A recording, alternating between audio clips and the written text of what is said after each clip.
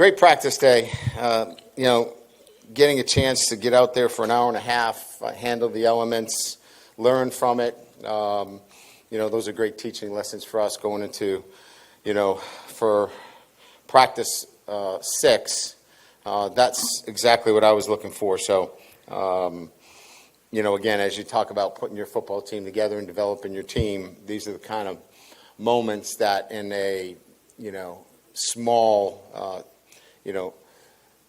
looking at it from a smaller perspective, a micro perspective, these are the days I need to develop the things that we need from our football team. So good day out there today from that perspective. Our guys are doing a great job taking care of themselves, injury-free. So all positives moving into tomorrow's 2-hour practice. So questions? Brian, with that in mind, that micro perspective that you're talking about, we look at the offensive line and we see issues, right? What are you looking at? What do you see that's positive? What do you see some things that need to be worked on? And how much of it is the collective versus the individual? It's a little bit of both. I mean, look, when we go into these scrimmage situations, just so you can hear my perspective, I'm much more interested in, the evaluation, not the congratulations. This is evaluating what are the things on our football team that we need to get better at individually, collectively, as a unit, offense and defensively. I'm not looking for guys getting patted on the back saying, well, what a great scrimmage. It's one. I want to be able to evaluate. And today, for me, is a great evaluation day. I was able to glean some things through our work today that allows me to help our coaches continue the evaluation process. So it's both. It's individually, it's collectively as a unit, and then, as an offense and defense. Well, I guess the follow-up to that, you say you gleaned some things. What were sort of the things that you learned from today's practice specifically? That keeping you guys out there for an hour and a half is not smart. We've got to work on getting you guys in the cold tubs and air conditioning, sandwiches. Maybe we'll bring some beer in, a little barbecue. We got to keep it a lot lighter for you guys because I can imagine how these stories are going to sound today, because you're all pissed off. I think, we have some young players, right, that for the first time they were pushed to their limit, from a mental standpoint, not a physical standpoint. And then how did they react accordingly, right? We have some guys that were put in the moment and made a lot of mistakes. So it allows us to take a step back. When you're running around out there with your underwear on and nobody's touching you, it's easy, right? Everything's great. Then you get into competitive situations late in practice. It's really hot. We created this situation purposefully, right? We wanted it late. We wanted it hot. And some guys need to continue to grow mentally. And there's not a physical problem out here. This is much more about technical and mental. And it allows me to evaluate that if you create that situation. Not to jinx him, but in the time we've been out here since spring and fall, Bauer Sharp hasn't dropped a pass. I mean, does he drop when we're not there? You miss the ones he drops. Okay. Bauer's been really good. Let's be honest, right? He's been really good. He's been a great leader. He's accountable. We're really pleased with him. But he's not perfect. And he's working on that every day, too, which is great, right? He came here knowing that he was not done developing. And that's what we appreciate about him the most. After Harold at that star spot, what are you sort of looking for in terms of traits, in terms of the guys you want to play there? So far it's Charles, Austin, and then CJ Jim Coyley. Yeah, I think you're going to see Jordan Gilbert play a little bit there as well. Great tacklers, guys that can keep the ball inside the defense. So they've got to be rough and tumble kind of guys, if you will, and have the ability to reroute. Guys that play physical, at that position, but are athletic enough that they've got the wide field. They've got to keep the ball inside the defense. So that is a unique player, right? I mean, it is a Ross, look at Ross, right? He's a 4'3", 4'4", 40. He's physically strong. He's 215 pounds now. So you're looking for, in a real elite athlete that can do that. But primarily, he's got to be rough and physical and a really good tackler. Coach, what did you add to the safety position with Cooley and Halsey in the offseason there? Game experience and football knowledge. Those are the two things, and we didn't move off of those, and everybody that we evaluated, Jacques, it was, if they don't have those two criteria, we can't even begin this process. So they have to have snaps, real live snaps, and they have to be smart football players. We're not going to go in here and teach you the nuances of the game. We're past that. They both have those qualities, and they have athletic ability. So what are we getting? Smart, savvy, physical players that have played a lot of college football. Brian, P.J. Woodland seems to be a little more versatile this preseason camp, maybe versus his first year last year. He's playing a little bit at the nickel spot. Just what can he add to you guys' secondary with some of that versatility that we've seen so far?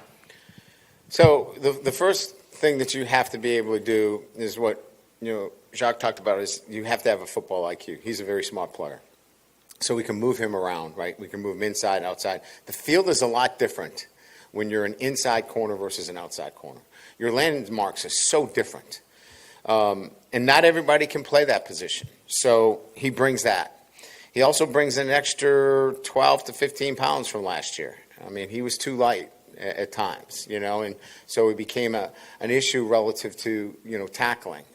That's not a question. We don't want him to be in a position to be matched up against, 250-pound, tight ends every time, but he's not going to be. And so, and he can play the outside position as an SEC corner. So that's a pretty good trait to have. Probably like your answer to Jacques' safety question, the defensive line is really shown, across the board that they can get to the quarterback. I guess, what are you seeing there with that group and the impressive, ability for them to be a different guy in every down?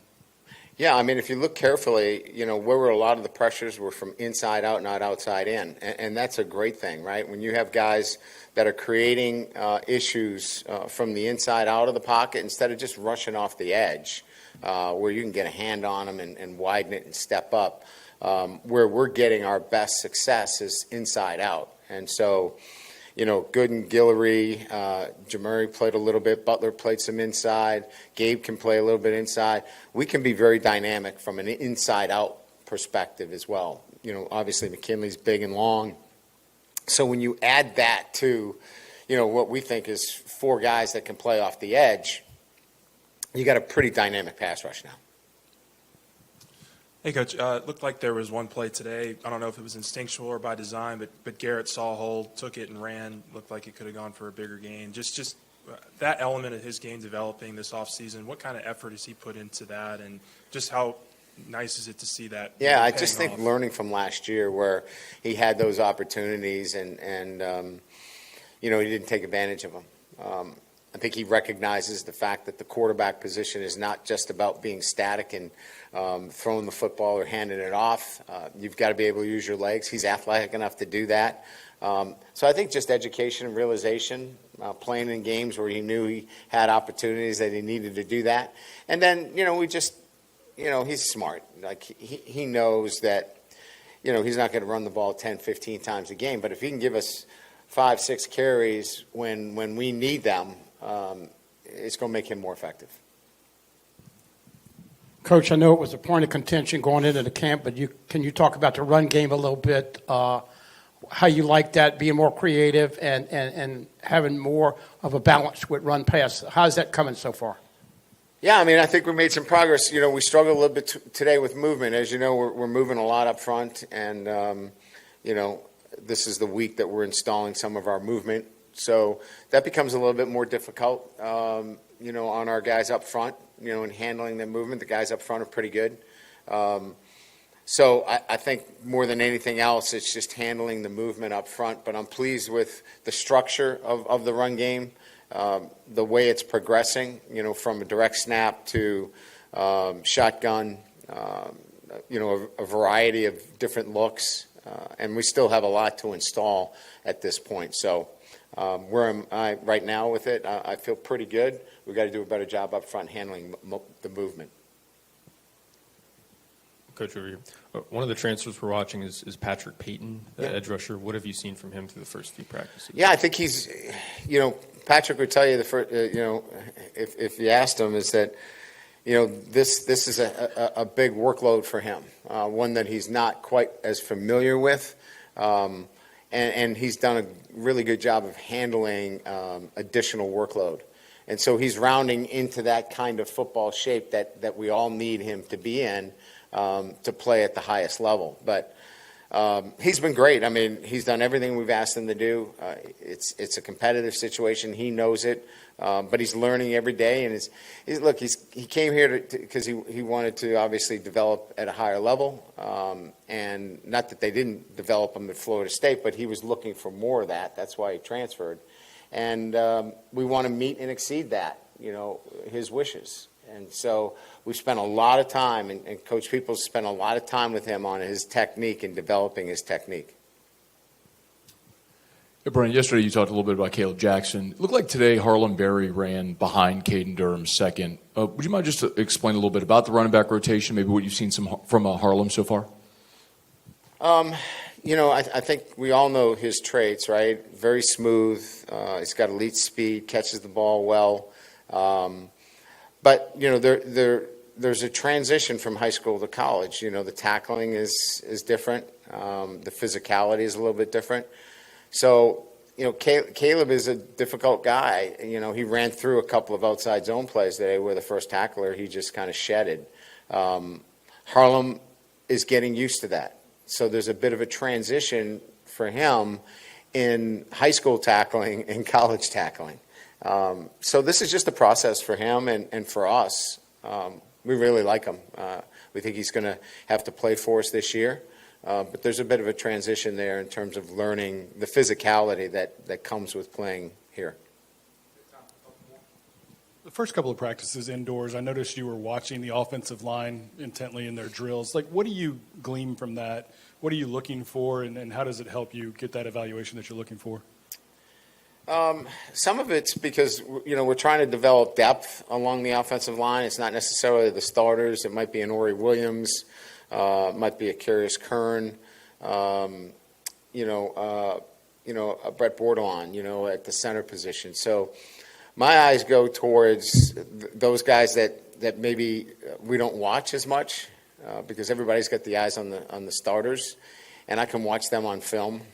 Very rarely do we get the opportunity to evaluate those younger players in a technical standpoint. So I try to keep an eye on the depth and the guys that we're going to need in case we have some injuries. So my focus is primarily on each drill, the next guy in, and what is he doing, and whether it's Colin Hurley and addressing some of Colin Hurley's, he's a very talented player. What are some of the little things that he needs to continue to do? With the wide receivers, it's, if you want to be a consistent performer, you've got to be locked in every play. We have some young guys that kind of lose it for a little bit. So I'll remind them. So that's generally what I'm trying to do throughout the practice. Hey, Coach, over here, I know that kind of led to my question, but Van Buren and also Colin, just what you've seen from both of them and just, competition and what you want to see from them moving forward. Yeah, I think it's the details. They're talented players. Both of them can play in the SEC, but talent is just one thing, right? You've got to be able to not have those moments where, the ball's on the ground or, you throw a pick six. I just want them to eliminate the big mistakes. Let them be athletes. Let them be who they are. They're not the same quarterback. They have different kind of traits. But what can you do? Again, I come back to this, model of consistency is about, can you stay laser focused every single snap throughout the entire practice? And so That's really what I'm trying to get out of both those guys. And they've had their moments. We need to get it to a point where it's much more consistent. All right, thank you. We'll take a day off from me. I know you're tired of me. 47 pounds. Thank you. At least we had one reporter report on it.